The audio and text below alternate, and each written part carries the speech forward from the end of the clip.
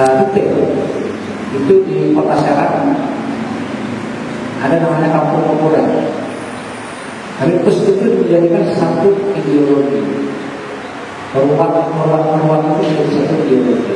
Sampai ketika kita bikin kopi, mungkin kita sudah hilang kata Cirebon. Karena saya mencari rintis duduk kopi atau mencuci beras itu sudah hilang. Cendewokannya sudah tidak ada. Padahal dulu ada. Nah, saya kumpulkan itu karena semuanya ini mengacu kepada rasa orang-orang terdahulu untuk melaksanakan ada ritus sanitari. Kita mungkin masih banyak mengenal di masyarakat itu hanya ritus keagamaan. Ritus keagamaan seperti muharaman atau suro, safar, terus liburan, terus juga setiap bulan di bulan Hijriah itu yang tidak ada ritusnya, hanya Dzulhijjah dan Dzulqa'dah. Sementara semua di luar bulan itu, 10 bulan itu penuh dengan ritus. Dan ritus yang paling terbesar di Cilegon adalah ritus panjang mulut, ritus muludan. Itu ritus keagamaan. Walaupun memang di dalamnya ada ritus kenegaraan di sana. Ada ritus kenegaraan dan ada juga ritus keagamaan. Apa ritus kenegaraannya? Itu panjang mulutnya. Panjang mulut itu ritus kenegaraan. Karena itu memperingati satu peristiwa pemberian gelar sultan dari Ottoman, dari Turki kepada Sultan Abdul Mafahir, Raja Banten keempat. Maka masyarakat bereforia dan sampai hari ini di Cilegon dianggap yang paling meriah untuk melaksanakan kegiatan ritus keagamaan itu. Kemudian kenapa ini ada ritus sedekah bumi? Kita fokus langsung ke ritus sedekah bumi. Ritus sedekah bumi itu ritus kemasyarakatan. Mungkin sebagian masyarakat mengenal bahwa upacara keagamaan, upacara sedekah bumi ini dianggap menyimpang karena kita tidak pernah ada pemahaman mata rantai dari orang-orang tua kita, dari leluhur kita untuk memberikan informasi terkait dengan upacara sedekah bumi atau upacara ruat bumi. Ruat bumi itu diselenggarakan di setiap kademangan kalau zaman kesultanan. Kenapa ada ruat bumi? Sebelum kita membayar pajak kepada negara, orang-orang dulu itu membayar pajaknya itu dengan hasil dari pertanian kita, hasil dari perkebunan kita. Tanah yang kita injak hari ini, zaman kesultanan, zaman kerajaan, itu hanya dipinjamkan untuk hak garap. Hanya dipinjamkan untuk hak garap. Sehingga 1/3 dari hasil buminya itu diserahkan kepada negara. Karena 1/3 yang diserahkan ke negara, 1/3-nya itu untuk pemodal, 1/3-nya untuk yang menggarap. Kita masyarakat yang menggarap. Harusnya sedekah bumi itu negara yang melaksanakan. Karena dari 1/3 dana hasil dari pertanian itu, yang itu kemudian dijadikan satu ritual upacara memberikan hasil bumi yang kita tanam untuk negara. Itu awalnya di situ. Sehingga di dalamnya ada apa? Di dalamnya kalau sedekah bumi, maka cirinya itu adalah nasi atau dikenal dengan istilah sekul putih, tumpeng sekul putih. Tumpeng sekul putih itu artinya nasi putih itu apa yang kita ucapkan, apa yang kita keluarkan, atau dalam arti dari tumpengnya. Tumpeng itu artinya metu kang lempeng. Tumpeng. Kita mengenal tumpeng hari ini hanya sebatas seremonial, tapi nggak tahu artinya. Tumpeng itu artinya metu kang lempeng. Apapun yang diucapkan, apapun yang dikeluarkan harus bersih dan harus suci. Maka itu tumpeng. Di bawah tumpeng itu, maka di bawahnya ada telur, ada apa namanya tumbuh-tumbuhan segala macamnya. Nah itu melambangkan alam. Ketika yang diambil tumpeng itu paling ujungnya, karena itu untuk kehidupan manusia. Kalau tumpeng putih, ada namanya tumpeng kuning, tumpeng yang nasi kuning. Tumpeng nasi kuning itu adalah ritual kenegaraan. Ketika ibu bapak naik jabatan, maka tumpengnya kuning. Ada namanya tumpeng istilahnya nasi yang kita kenal hari ini, itu tumpeng nasi uduk. Nasi uduk itu asal katanya nasi wudhu. Kenapa nasi wudhu? Karena itu khusus untuk ritual keagamaan. Kenapa ritual keagamaan menggunakan nasi uduk? Sekarang dikenal nasi uduk. Karena uduk itu rupanya untuk kegiatan untuk mengagungkan Rasulullah. Harus bersih. Jadi orang buat nasi uduk zaman dulu itu perempuan harus betul-betul suci.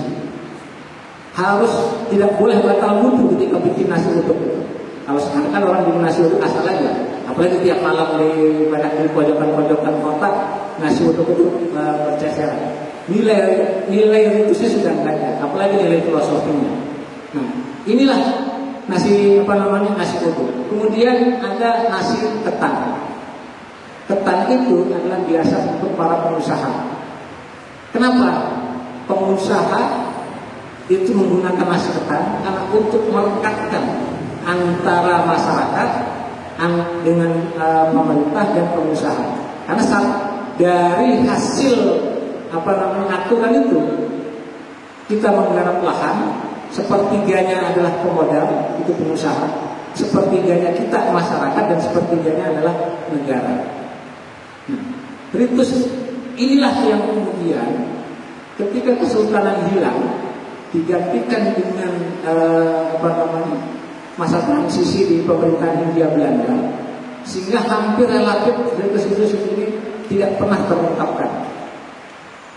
Ada ritus sandikala. Apa sih ritus sandikala itu? Ritus sandikala itu ritus yang memperingati satu peristiwa besar. Kayak di Cilegon dulu ada ritus Alembak. Terakhir ritus Alembak dilaksanakan di Cilegon itu di tahun 1929. Ritus Alembak itu ritus yang memperingati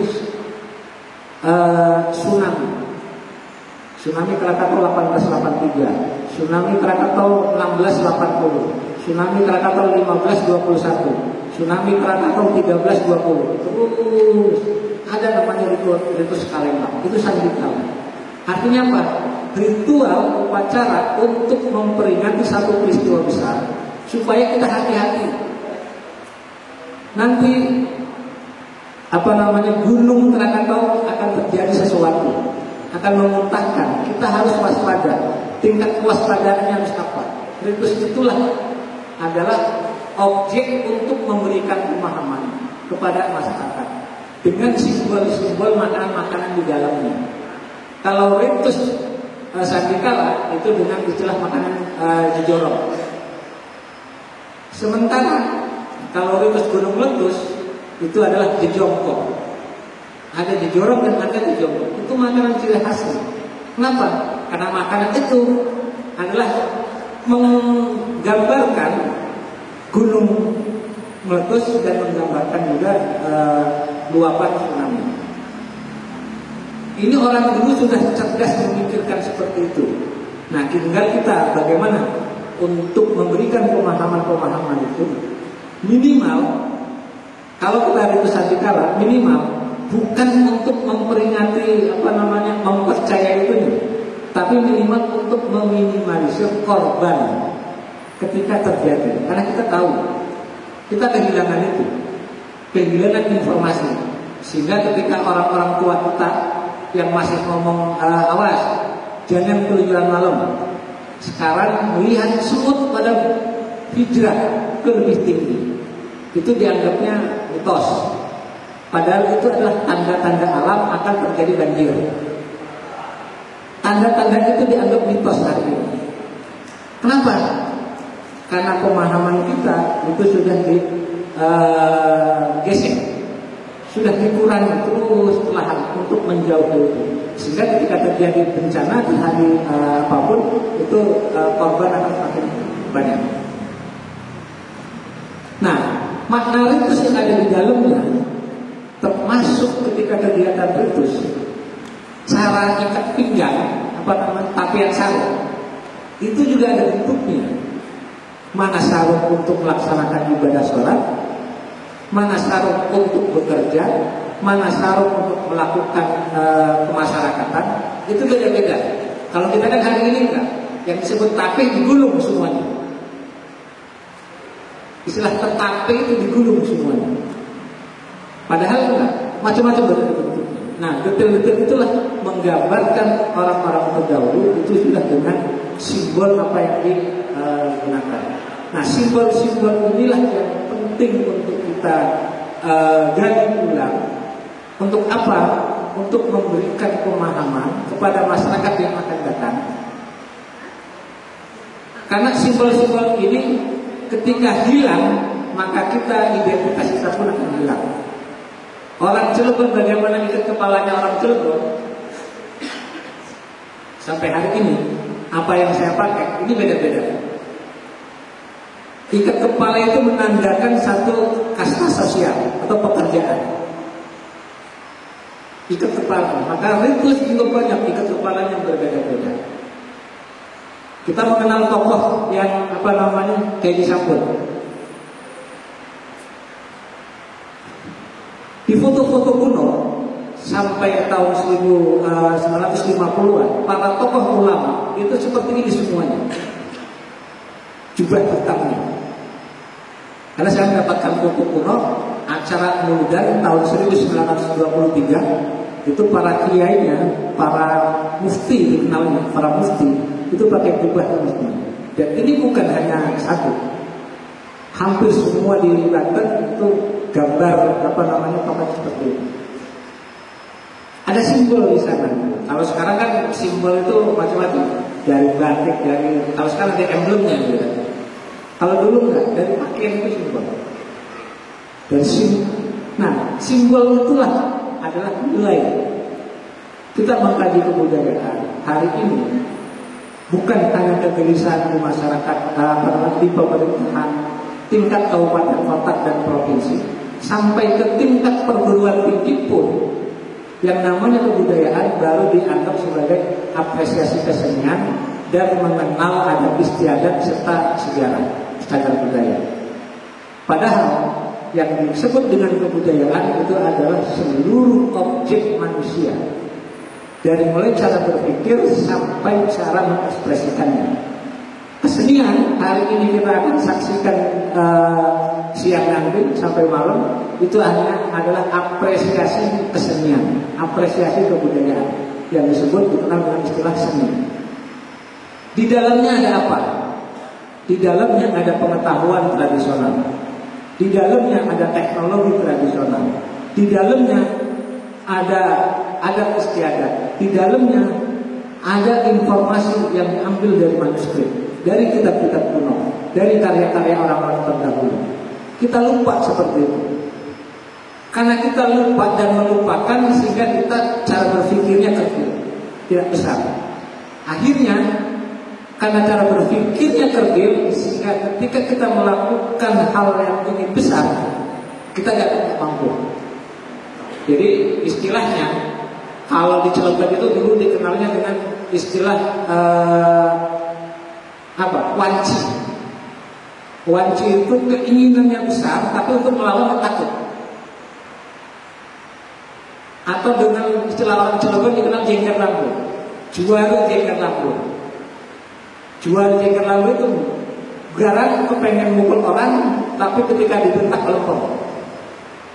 Kenapa? Karena cara berpikir dan cara pemahamannya itu kita selalu membanggakan orang dulu, tapi kita tidak pernah berpikir bagaimana kita harus bicara, harus bertindak sesuai dengan apa yang diharapkan orang-orang terdahulu. Keilmuan orang-orang terdahulu terkubur habis setelah beberapa dokumen-dokumen itu hilang. Setelah dokumen-dokumen itu hilang, saya mengharapkan dari 2011 di lokasi ini banyak karya tulis tentang ritus, banyak karya tulis tentang adat istiadat yang sejak tahun 1930 itu sudah dikumpulkan oleh santri-santri dari seluruh penjuru dunia yang pernah tinggal di sini. Entah sekarang walau beradaannya, mudah-mudahan masih tersimpan. Dari laporan-laporan santri sesuai apa masalah-masalah keagamaan, masalah-masalah sosial kemasyarakatan yang ada di bukan hanya Banten, tapi seluruh dunia yang pernah menimba ilmu di lokasi ini. Dari tahun 1930.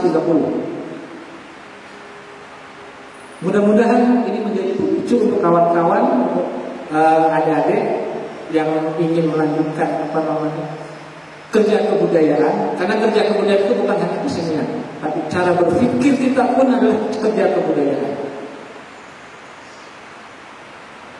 Orang tua kita dulu untuk sebotol ini asam satu saset yang yang gopek, air laut itu bisa tawar.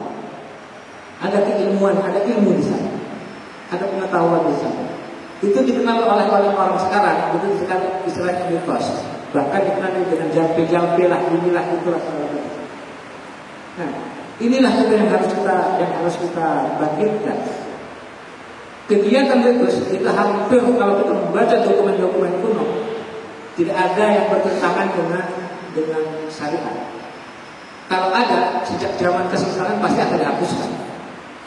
Karena Banten adalah kesultanan Islam. Bahkan Banten itu dikenal bukan hanya kesultanan Islamnya, tapi hampir semua mazhab cara berpikirnya dari Persia dan dari Timur Tengah itu ada di Banten. Dari mana buktinya? Dari manuskrip tafsir Al-Quran yang ditulis tahun 1718. Itu desain grafisnya, ornamen-ornamennya itu sangat detail. Sedetil seperti apa yang dilakukan oleh para seniman yang ada di Persia saat itu. Maka dikenal manuskrip itu harus detail. Maka kita hari ini mudah-mudahan para generasi yang akan datang, cara berpikir kita harus detail. Jangan gerabagan. Cara berpikir kita harus detail. Kalau cara berpikir kita hanya gerabagan, maka itu hanya tahu kulitnya doang. Tapi kita harus tahu yang paling dalam. Apa yang akan kita minta? Apa yang akan kita berikan? Inilah makna ritus yang sebenarnya. Ritus itu adalah memberikan informasi apapun tentang zamannya untuk diberikan informasi ke masa yang akan datang. Jadi mudah-mudahan ini bukan yang terakhir, dan mudah-mudahan pula ini bisa dikembangkan yang betul-betul. Karena ini masih gerabagan. Yang sekarang ini masih gerabagan. Nanti ketika bahas tumpeng dan makna tumpeng itu juga banyak. Termasuk juga tape, termasuk ikat, termasuk baju, termasuk segala macam. Perlu diketahui, di Cilegon yang kita kenal dengan istilah pabrik kain lepis, itu dulu pabrik pertamanya dari Cilegon. Kain lepis. Bagaimana dulu orang bikin kain lepis? Sekarang kan kita hanya pakai. Kain lepis itu adalah dulu dikenal sebagai kain linen. Kain linen itu adalah kain untuk menahan api. Investornya orang Prancis, bahan bakunya itu dari pohon nanas. Kita sudah kehilangan informasi itu. Maka ini bisa diangkat untuk menjadi satu karya baru dari informasi yang terkecil di masa lalu bisa dimunculkan sehingga menjadi daya tawar untuk masa yang akan datang. Karena kerja kebudayaan adalah mencerdaskan dan mensejahterakan. mencerdaskan seluruh masyarakat, mensejahterakan para pelaku budayanya. Bagaimana kita untuk mendapatkan dua itu? Maka kita harus betul-betul berpikir, melakukan kerja keras, berkebudayaan dengan baik. Berkebudayaan bukan hanya estetik. Kalau kebudayaan estetik, Eropa jagonya. Tapi kita berkebudayaan harus juga menjaga etika. Karena etika adalah kebudayaan itu akan lebih langgeng. Mungkin itu sedikit penjelasan dari saya. Mudah-mudahan dengan informasi dan pengetahuan tentang sesuatu itu. Ya, maka sebagai umat beragama kita tentu rujukan masodirnya ataupun malakitnya, referensi yang kita gunakan atau agama Islam jelas Al-Quran dan Sunnah. Maka banyak yang bertanya, bukan hanya ritus sedekah bumi, tapi ritus-ritus yang lain itu banyak. Itu musyrik enggak? Ini memang nampak sederhana, tetapi berat Pak Dokter. Mestinya Pak Dokter yang ngasih materi. Ya, jadi karena memang ini kaitannya dengan akidah, tidak hanya syariat. Karena orang dulu ketika melakukan sesuatu menjadi sebuah ritus itu bukan serta-merta punya ide kemudian jelek langsung dijalankan. Betul apa yang disampaikan Abah tadi, betul-betul dipersiapkan secara matang. Ini nilai-nilai yang salah satu saya dapat ambil dari kegiatan-kegiatan masyarakat.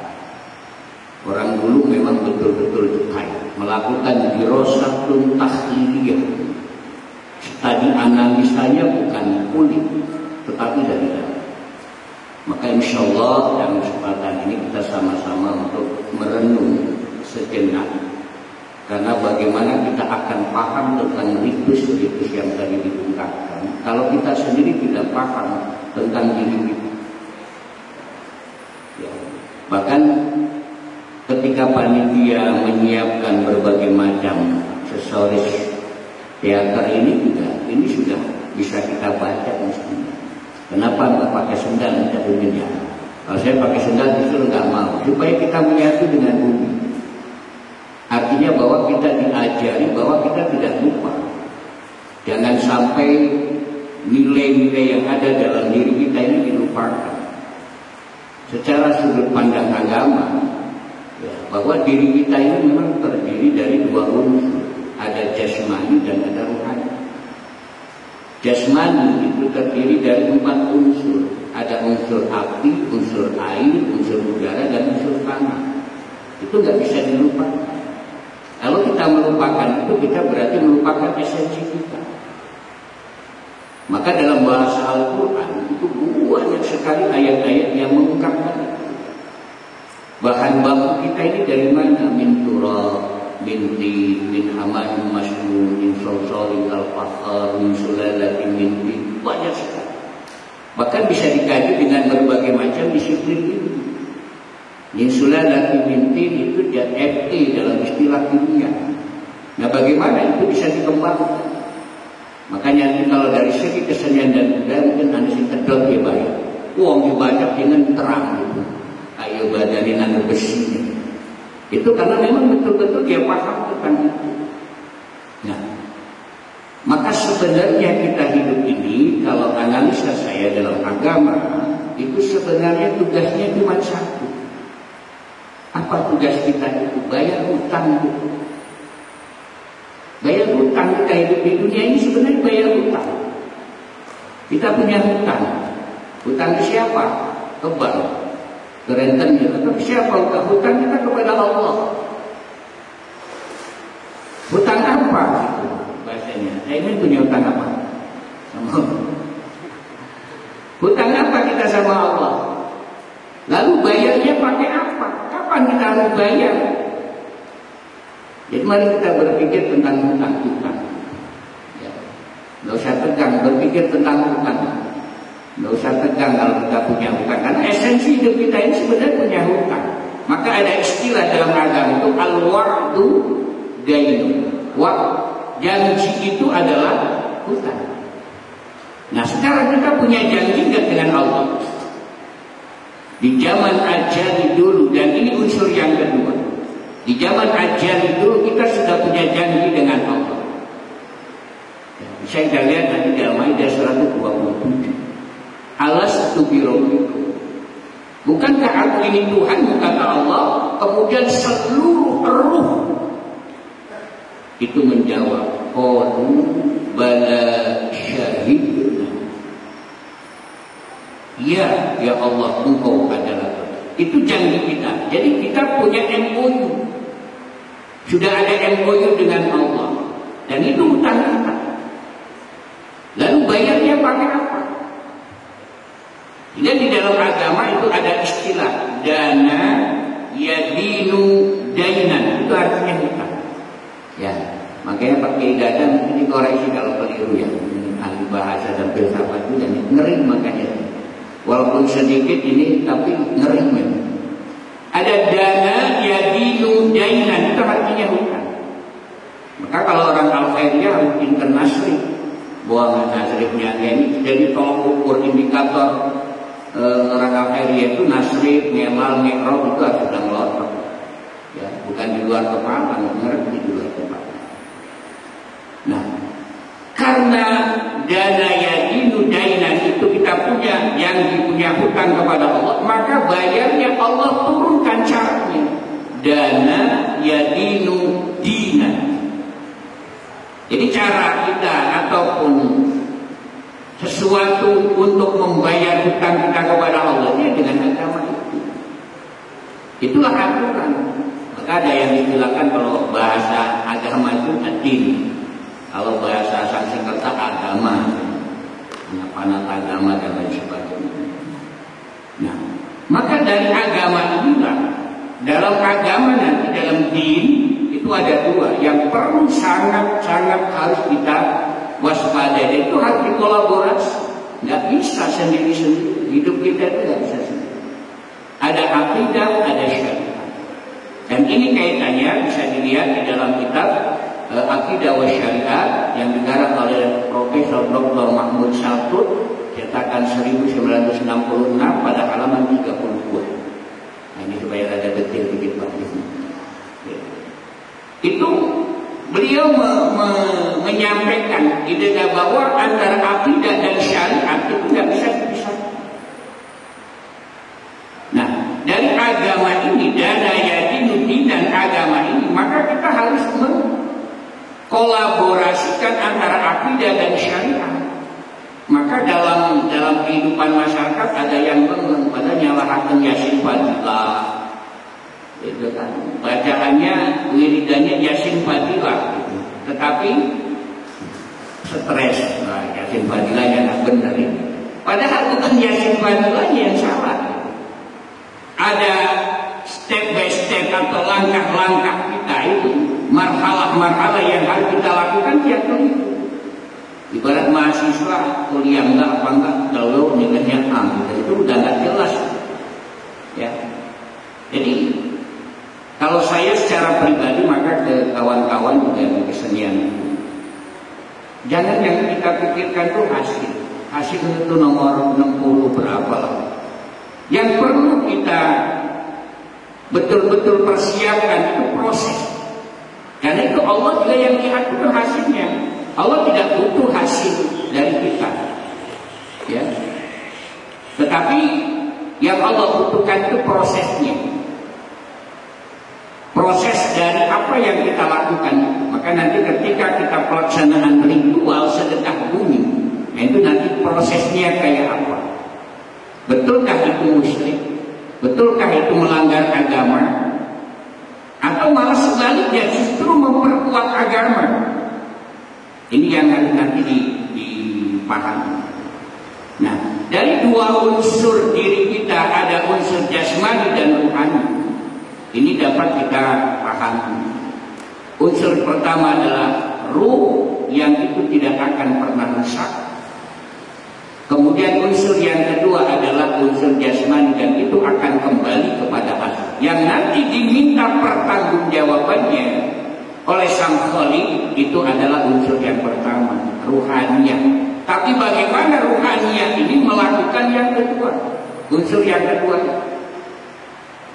Nggak bisa umpamanya kita menyiksa tubuh kita sendiri, yang penting kan ingat Allah, ruhnya nggak bisa. Yang penting kan kita baca syahadat, bunuh diri juga nggak apa-apa, ya nggak bisa. Dua-duanya harus dijalankan. Maka dalam runtutan kita beragama itu ada syariat, ada thariqah, ada hakikat, ada ma'rifat, ada hakikat, ada ma'lum kaulawi dan lain sebagainya. Nah, dari proses keagamaan ulama-ulama terutama di Banten yang saya pahami itu menggunakan simbol ketika sudah dalam wilayah kebudayaan dan seni. Ini apa tujuannya? Supaya dipermudah, karena saat itu mungkin pemahaman terhadap ayat-ayatnya langsung kurang begitu mengena ke masa kini, pakai simbol. Maka ada yang disebut siloka. Simbol itu siloka. Siloka itu tanda. Tanda itu adalah ayat. Dari sinilah ulama mengkaji Al-Quran sebagai pondasinya. Ada ayat kauniyah, ada ayat kauniyah. Nah, ayat-ayat kauniyah ini adalah ayat alam. Maka manakala kita melakukan kekeliruan terhadap alam, jangan salahkan alam ketika demonstrasi. Maka 3 dimensi, kalau saya sering nyebutnya apa? Segitiga emas. Itu kita tidak akan lepas. Jamaah haji pun begitu, nanti banyaklah. Kalau nanti ritus-ritus haji itu kayak apa? Kenapa dari sujud Hajar Aswad, kemudian rukun Iraqi, rukun Syami, rukun Yaman, kenapa ke pojok-pojok itu? Padahal mojok nggak boleh. Kenapa? Itu ada simbol-simbol. Ya, ada makam Ibrahim, ada Hijr Ismail, ada Bukit Safa, ada Bukit Marwah, ada namanya Jamar. Kita emang melempar setan, orang kita sendiri setan. Kemudian dari segi arsitek Ka'bah itu bukan dindingnya, bukan sisinya yang menghadap 4 penjuru mata angin, tapi sudut-sudutnya itu. Secara arsitek itu bisa kita pelajari dan menghasilkan energi baru dan pengetahuan baru terhadap kehidupan kita. Nah, kembali pada ritus sedekah ini, dari pemahaman kita terhadap diri kita, ya, tentang bahwa kita ini diciptakan dari apa. Lalu apa yang harus kita gunakan? Ini dapat dipahami. Maka ada 3 dimensi itu, segitiga emas itu. Hablum minallah wa hablum minan nas. Dan yang ketiga ini masih banyak yang belum mengenal mungkin atau belum mengetahui, yaitu hablum minat tabi'iyyah. Relasi kita, hubungan kita dengan Sang Khalik, semua saya yakin tahu.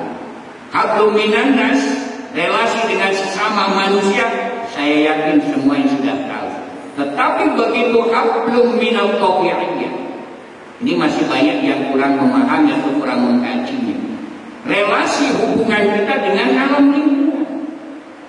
Sehingga kalau kita tidak main cantik atau tidak merayu alam, tidak bercinta dengan alam, bahasa Bang Robis, tidak bercinta dengan alam, maka alam akan nalansa, itu istilah Sunda, akan bersedih.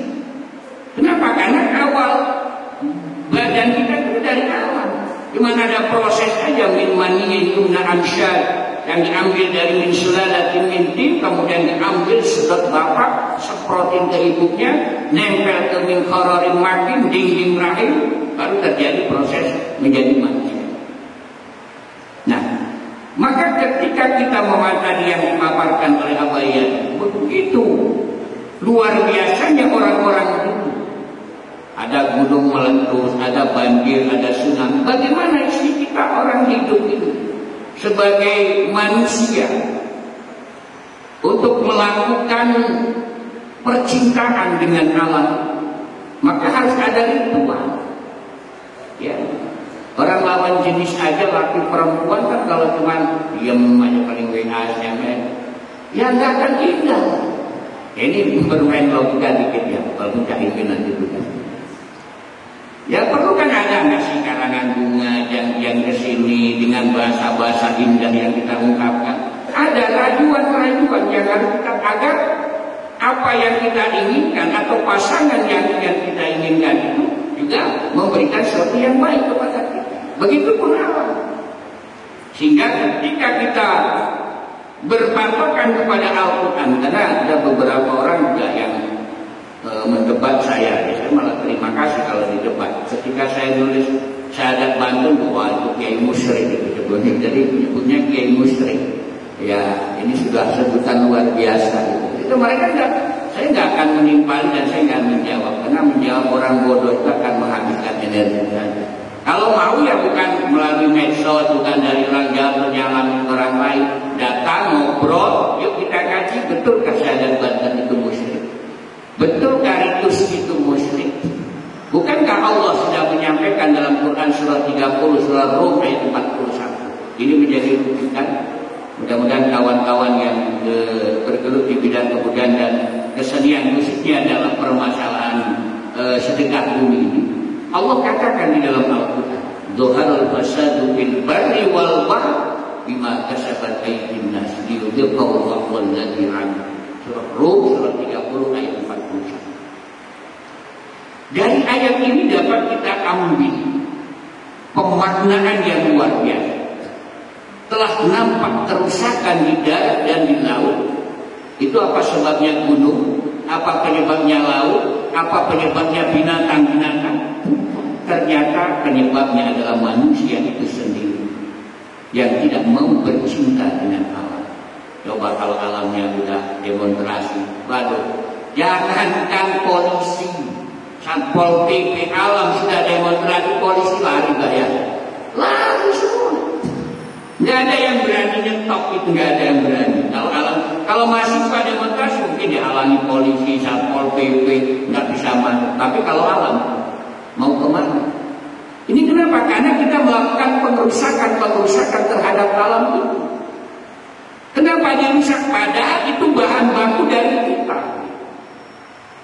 Apalagi sekarang, bahkan saya sering di Bojonegoro itu saya ungkapkan, kalau itu yang masih dilakukan, saya yakin tinggal nunggu waktu saja. Gunung Santri itu nanti kelihatan cuma 3 meter, akan terjadi tsunami besar-besaran. Kenapa? Karena kita sudah tidak mau bercinta dengan alam.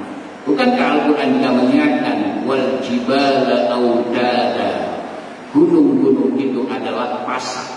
Kalau pasaknya pepatok, pepatok ini jabut, sudah otomatis terjadi guncangan-guncangan, air laut akan tumpah ke daratan. Siapa yang rugi? Manusia itu sendiri. Maka dari pemahaman itu, sebagai manusia yang beragama, tetap patokannya Quran, hadis, tapi pahami. Maka dalam tafsir itu banyak. Bukan hanya tafsir-tafsir fikih, ya, yang melahirkan ilmu fikih atau tafsir al-ilmi, tafsir al-adabi, tafsir al-falsafi, tapi ada tafsir al-isyari, tafsir yang memang kita ambil pemaknaannya bukan tekstual tapi kontekstual. Sehingga ketika surah Rum ayat 41 ini ditafsirkan oleh Umar bin Khattab berbeda. Apa kata Umar bin Khattab? Ketika zuharul fasadu fil barri, al-barri yang dimaksud kata Umar itu adalah al-lisan. Yang dimaksud dengan al-bahru al-qalb. Maka kalau sudah lisannya rusak, qalbiyahnya rusak, maka akan rusak aplikasi ataupun tingkah laku yang akan diperbuat. Maka tadi kenapa ada tumpeng dengan berbagai macam warna-warni, ada nasi utuh dengan berbagai macam warna-warninya. Karena itu diawali dengan baiknya lisan, ucapan yang baik, hati yang baik. Dohirnya secara ritualnya baik, nggak mungkin gerabat gerubuk, nggak mungkin serampangan begitu saja, harus didasari. Maka di kawan-kawan, terutama yang sering ngobrol sama saya, Pak Ipul, tolong bersihkan dulu hatinya, ya, untuk melakukan sesuatu yang luar biasa. Dari hati yang bersih, insya Allah akan menjadi wadah. Inilah sebenarnya hakikat. Kalau nanti kita bagaimana pemaknaan ritual itu, itu waktu yang panjang ya. Ya nggak cukup setahun 2 tahun. Ya, nah, iya bisa banyak disertasi pun. Mudah-mudahan ini menjadi inspirasi Pak Dokter ya untuk mahasiswa-mahasiswi yang bergelut di bidang itu. Atau kalau sebagai contoh saya ambil contoh nih, yang tadi juga disebutkan oleh Abayadi itu masih dilakukan dan jauhkan kakang ketawah adi gura-guri dulur papat lima panca. Apa sih itu artinya? Kakang ketawah itu apa? Kalau menurut guru saya dulu memang memberikan sebuah interpretasi. Kakang ketawah itu adalah air ketuban. Air ketuban. Adi gura-guri itu adalah Arya atau Om Cilegon. Jadi kita itu sebenarnya lahir ke dunia ini diapit oleh 2 makhluk Allah. Pertama adalah air ketuban, yang kedua adalah Adam. Kan ketuban itu pecah, barangkali tingginya ada berapa? Bukaan juga ada 10 ya. Ini bukaannya banyak amat yang kayak pintu Masjidil Haram. Ya Bang Raja yang baru punya anak yang kedua itu kan disadari sehingga Nabi mengajarkan harus hormat kepada perempuan karena apalagi itu ada di paham itu luar biasa sampai 7 pintu padahal pintunya satu tapi ada 7 kuncinya untuk mengeluarkan kepala. Baru setelah ketuban pecah anak keluar saat itu atau bayi barulah namanya adi gura-guri. Maka ada orang dulu motong ari-arinya pun ya itu nanti wilayahnya awal. Makanan sudah jimat Pak. Jadi hasil bekas potongan terakhir itu dijadikan jimat dengan pelet jerek Pak. Jerek. Ya. Itu kalau kita mau betul menggali. Nah di masyarakat kampung saya di Karangtengah, Kelurahan Paben dan Purwakarta, habis melahirkan itu nanam ari-arinya saja. Nah itu pakai ritual tuh. Pakai belarak, nah ini kayak belarak namanya nih, daun kelapa yang sudah kering, belarak digulung, gitu kan, ditanam, itu hari-harinya diputerin, diobong belaraknya muter sekeliling rumah gitu. Itu ritual. Kakang ketawah adi gura-guri, dulur papat. Siapa sih ngarannya dulur? Dulurnya memang papat doang, kalau cuma banyak atau enggak dulur? Dulur saudara lah kalau istilah bahasa Indonesianya. Nah ini kalau menurut ya guru saya dulu papat itu siapa? Itu disimbolkan dengan 4 mata angin. Kita semua dikepung dari 4 penjuru. Maka dalam Al-Qur'an itu biasanya kita sering menyebutkan malaikatil muqarrabin. Malaikat muqarrabin itu siapa?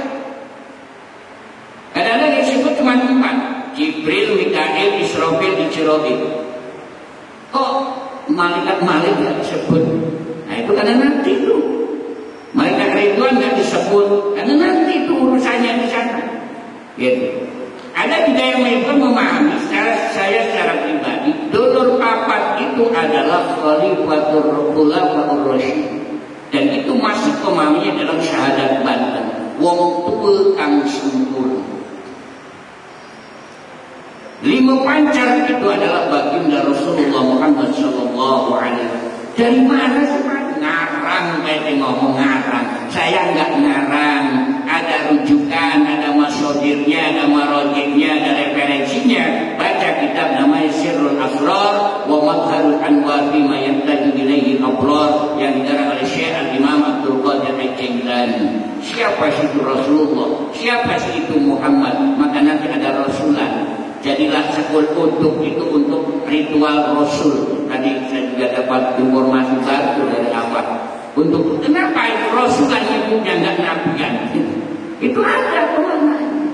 Makanya tenang aja kawan-kawan yang di kesenian budaya ya. Tapi kalau ada orang yang mengkafirkan, memusyrikan, kita aja diskusi aja gitu ya. Supaya wawasan kita juga bertambah terus. Kalau nggak ada yang kritisi kita juga takut. Nah itu salah satu pemangkakan kawah di Rawi dulur papat 5 panca. Kalau dari situ, bahkan saya baca dari salah satu buku juga kalimat yang jawaban itu menurut buku itu nggak ada nanti Abayadi punya informasi lain. Itu ternyata diambil oleh Sunan Kalijaga Itu ucapan Sunan Kalijaga yang diambil dari surah-surah Al-Quran yang disebut dengan surah Trikul. Ada yang tahu surah Trikul? Nggak tahu kan? Saya sengaja pakai simbol. Jadi surah yang awalnya semuanya pakai kul. Kul huwallahu ahad. Kul a'udzu birabbil falaq. Kul a'udzu, jadi trikul. Ada 3 ininya, kulnya. Dan 3 surah inilah maka itu menjadi sebuah undian kalimat zikir versi Sunan Kalijaga. Dan itu sangat dahsyat ketika kita ucapkan betul-betul tahu ritualnya kayak apa. Maka kenapa kok kita memilih jaminan belakang hasil atau apa? Ya tenang, ritualnya nggak tahu. Wajib yang jauhkan berbeda. Apa bedanya dengan ulama dulu, kiai-kiai dulu, apalagi kiai haji sampun bismillah sekali, bismillahirrahmanirrahim, minum. Begitu diminum brojol ada baiknya. Bismillah sama kan? Ya, jumlahnya 19 huruf, bacaannya sama, tapi akan berbeda manakala saya yang ucap, saya yang baca di air. Bismillah, bismillah, bismillah, bismillah, bismillah. 1000 kali saya baca, minum. Udah mau lahir anak itu, masuk lagi nggak mau. Yang beda banyak, bacanya beda. Atau mungkin malah jumlahnya lebih banyak. Kenapa? Karena kembali ke sini tadi, ke dalam batinnya ucapan al-barru wal-bahru, lisan dan qalbiyah tidak nyambung. Mohon maaf. Makanya sekarang banyak kiai. Kenapa begitu selesai ceramah nggak ada ngaruh terhadap masyarakat?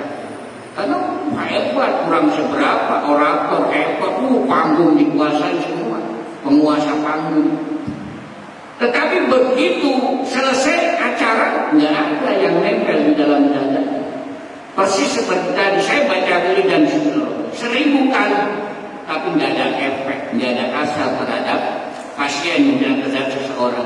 Kenapa? Karena saya berpikir ketika saya baca Bismillah atau bacaan-bacaan lain, di hati saya apa? Amplop kiri, amplop kiri, amplop kiri. Padahal cantum Allah. Amplop yang itu sudah merusak. Orang dulu nggak begitu. Coba kita lihat. Mohon maaf.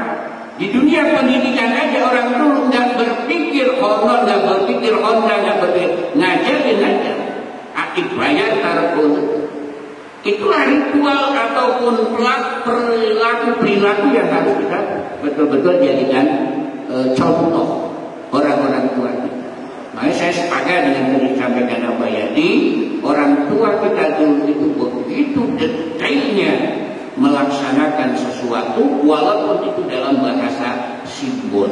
Sehingga kalau mau mencari seperti banyak batu merah delima sampai kiamat baru bakal ketemu. Kenapa? Kalau nggak paham simbol itu nggak ketemu.